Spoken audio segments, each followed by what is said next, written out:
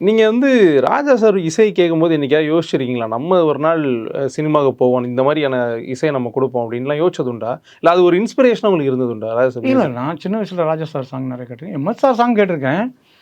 ராஜா sir song கேட்கவுள்ள வந்து அவரு வந்து இந்த கிராமத்துக்கு இந்த ராமராஜன், நாங்க சின்ன வயசுலலாம் ராமராஜன், மோகன், மைக் மோகன் இவங்களோட பாட்டு தான் பயங்கர ஹிட்டு. நம்ம ஏரியா அதுவும் நீங்கலாம் அந்த நேரம் பொறந்திருக்க மாட்டீங்க. ம். அப்படி வந்து பயங்கர ஹிட் அந்த சாங்கெல்லாம். அப்படி ஒரு ஹிட்டுன்னா எங்கள ரொம்ப ஆக்குபை பண்ணிவிடும் அந்த பாட்டெல்லாம். சாதாரணமா சாங் இந்த ஆசையில பார்த்து கேட்டீங்கனாலாம் நான் ராமராஜன் பாட்டுக்கு மாங்குயிலே பூங்குயிலே அதெல்லாம் இப்போ ஒரு 20, 25 வருஷத்துக்குள்ள வந்தது. இந்த பாட்டெல்லாம் எங்களுக்கு ஒரு மிகப்பெரிய திருவிழா மாரியே இருக்கும் ஊர்ல. மைக் செட்டு போட்டு திருவிழா வச்சுட்டாங்கன்னா, உண்மையிலே இந்த பாட்டு தான் எங்களுக்கு திருவிழா. அந்த மாரி கேட்டு வளர்ந்தோம் நாங்க.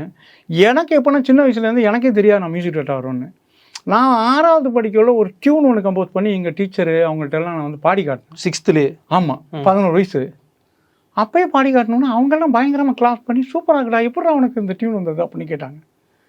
"தெரியாது மேடம். நான் சும்மா எழுதி அப்படியே ஏதோ பாடுனது வந்துருச்சு" அப்படின்னு. அப்ப எனக்கு தெரியாம எனக்குள்ள அது இருக்குங்கிறத நான் கொஞ்சம் அப்படியே அங்க தான் நான் உணர்ந்துக்கிட்டேன்.